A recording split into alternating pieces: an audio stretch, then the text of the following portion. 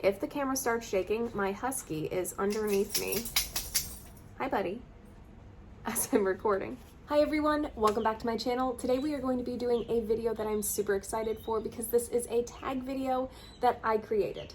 I have decided to title this tag the Audiobook Listeners tag. So if you would like to do this tag video, please let me know, comment down below so that I can go and watch your version. I'm excited to hear your answers. There are 8 total questions and I will be putting all of the questions down in the description. And I just noticed we are crooked.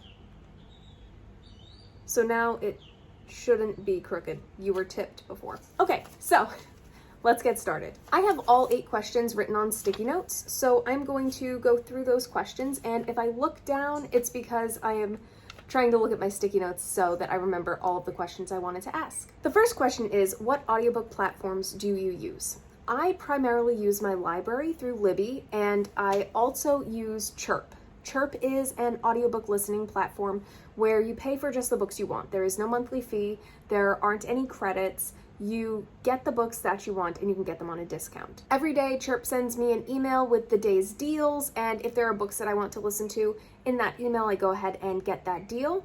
If I'm not interested in the books, I don't have to purchase anything and I'm not losing any money.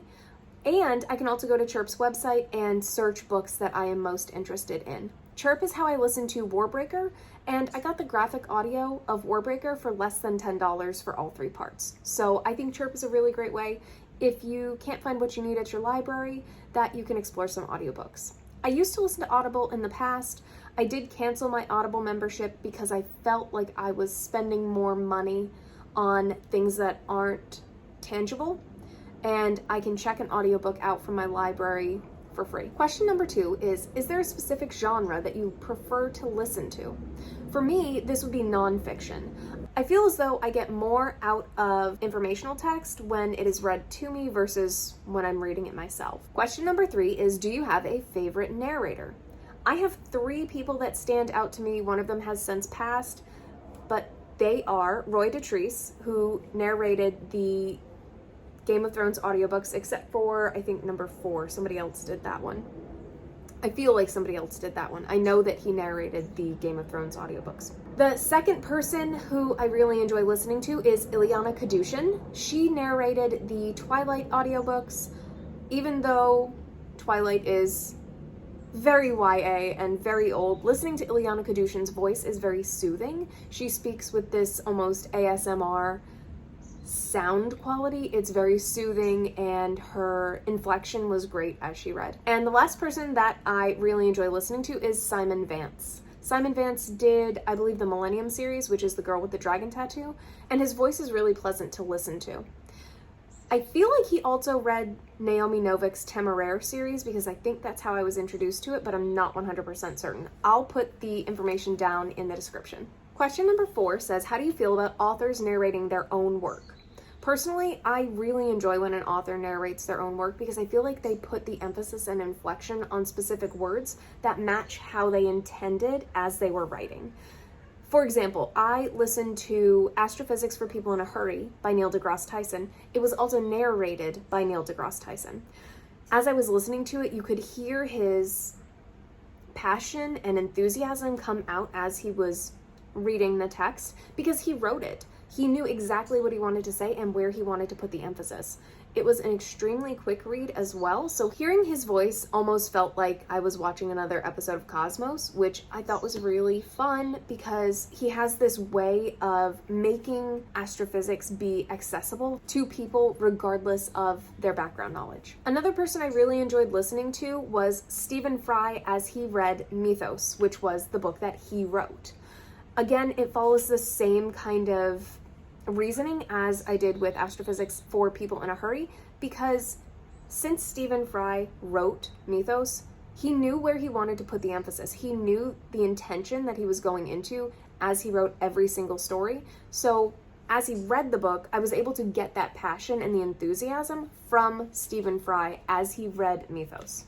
Question number 5 is, are there audiobooks that you listen to that you think would have been better as a physical book? For question number 5, my answer is self-care. Whew, that was a tough one. When I read this book, I listened to it as an audio because I thought I could get through it a little bit faster. I really don't think it was well served as an audiobook because there was a lot of digital communication that I think would have been better if I had the formatting specifically. So when I listened to it as an audiobook, it was not as enjoyable as when I finished the book. I ended up reading the last couple chapters in a physical copy, and I liked it a lot better. Question number 6 is, at what speed do you usually listen to your audiobooks? I listen to audiobooks at a 1.2 speed. I like to really be able to hear and understand what it is that the narrators are saying. I have noticed that sometimes when I listen to the voices at a higher speed, they are a little bit distorted and it makes it harder for me to understand. I also listen to them at a slower speed because I am bilingual, so sometimes I need to pause, re-listen, and try to understand what the sentence is actually saying because I get a little bit confused sometimes. Question number 7 is, how do you feel about listening to books at a very high speed? I honestly am not a huge fan of listening to books at a high speed for myself, and I question whether or not listening to books at a very high speed gives the listener everything they're supposed to get out of the text. I can't say one way or another because I have my own personal experiences and my own personal bias about listening to books at a high speed, so it really depends on the listener. My last question is one that I think all audiobook listeners can get behind, and it is, do audiobooks count?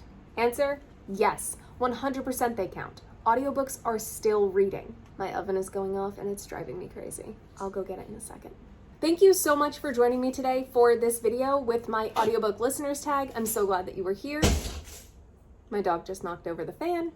If you are excited to do this on your own, please tag me in your video. Give me credit in the description because I did create this tag on my own. And I hope you have a wonderful day. I look forward to seeing you next time.